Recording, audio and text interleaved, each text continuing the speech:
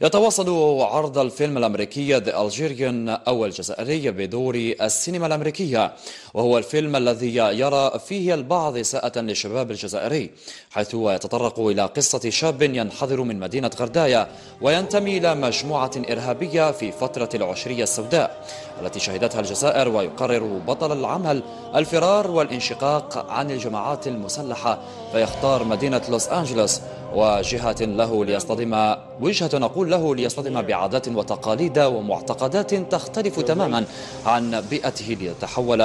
لتحاول مجموعة إرهابية أخرى استدراجه لتنفيذ هجوم انتحاري بأمريكا. ويقول المخرج الأمريكي جوفاني زالكو إن تلك المحطة ليست الهدف الرئيسي من الفيلم، ولكن المغزى كان في القدرة على إظهار وجه آخر للشاب الجزائري المسلم الذي يعيش صراعا نفسيا وأخلاقيا واجتماعيا يفرضه المجتمع المختلف الذي انتقل إليه الشاب الجزائري. Millions will die.